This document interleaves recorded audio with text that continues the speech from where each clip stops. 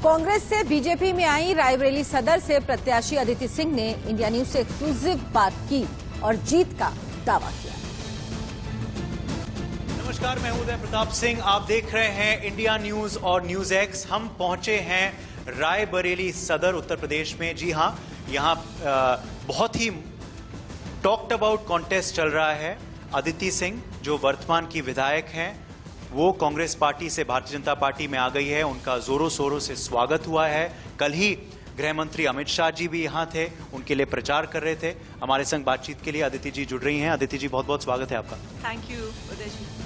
अदिति जी, पहले तो मैं आपसे पूछूंगा कि माहौल क्या है यहाँ पे। ये आपका घर है, मगर ये बहुत ही अलग चुनाव है आपके परिवार के लिए। आपका परिवार का दबदबा रहा है।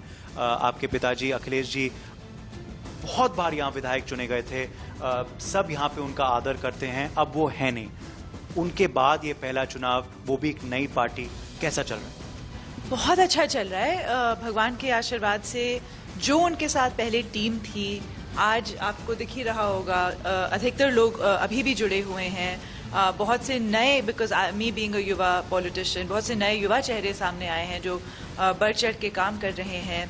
भारतीय जनता पार्टी को लेके भी बहुत एक एक्साइटमेंट है शहर में, खासतौर से जो शहरी वोटर है, और ग्रामीण वोटर तो है ही अपना। तो क्योंकि आदरणीय विधायक जी ने उनके लिए बहुत कुछ किया है, मैंने भी जितना हो सका है। तो जनता का हमेशा बहुत प्यार और आशीर्वाद मुझे मिला है, और अब जनता बहुत उम्मीदों के साथ देख रही है कि आने वाले समय में जब हम भारतीय जनता पार्टी से जीत के जाएंगे तो क्या क्या नई चीज़ें हम अपने क्षेत्र में करा पाएंगे। आदरणीय गृह मंत्री जी भी कल हमारे प्रचार में आए थे, माननीय अमित शाह जी। उसका बहुत अच्छा मैसेज गया कि कहीं ना कहीं वो रायबरेली की सीट को लेके बहुत ही गंभीरतापूर्वक सोच रहे हैं, और मुझे आशा ही नहीं, उम्मीद है कि कल को जीतने के बाद ज़्यादा से ज़्यादा हम लोग रायबरेली काम लाने का भी और योजनाएं लाने का भी काम करें। स्थानीय मुद्दे यहाँ क्या हैं? रायबरेली की जो जनता है, उनके मन में क्या चलेगा वोट डालते वक्त? उदय जी, ये चीज़ मुझे सोचने और समझने में भी आई थिंक काफ़ी टाइम लगा, क्योंकि पहले तो विधायक जी के संरक्षा में हम लोग सब मैंने सारे काम किए। आई थिंक जो सबसे बड़ा स्थानीय मुद्दा है वो है सिक्योरिटी, सेफ्टी। आप मेरे परिवार से भी लंबे टाइम से परिचित हैं, और मेरे स्वर्गीय पिताजी की राजनीति आपने करीबी से देखी है, मेरी भी। आपने ये देखा भी होगा, दुकानदारों से अगर आप पूछेंगे, आप सुनेंगे भी, सुना भी होगा कि कभी भी मेरे परिवार ने रायबरेली में वसूली नहीं होने दी, रंगबाजी नहीं होने दी, गुंडा टैक्स, गरीबों की ज़मीनों पे कब्जा, इस टाइप की कोई चीज़ नहीं होने दी। बहुत ही मतलब विद एन आयरन फिस्ट मेरे पिताजी ने रायबरेली में शासन किया, और ना तो ये चीज़ें खुद करी, ना तो किसी और को करने दी। जो हमारे फैक्ट्री वर्कर्स हैं, आप उनसे पूछे, जो हमारे दुकानदार हैं, हमारे डॉक्टर्स हैं, हमारे टीचर्स हैं, जो लोग क्लिनिक्स चला रहे हैं, अन्य सारी जो व्यवस्थाएं हैं, हमारे पटरी दुकानदार हैं, मतलब ये सारी व्यवस्थाएं मेरे स्वर्गीय पिताजी ने बहुत ही सुंदरता से चलाई हो। मतलब अब जैसे जैसे मैं with in politics, as I grow and mature as a politician, मैं इन चीज़ों को बहुत अप्रिशिएट कर पा रही हूँ।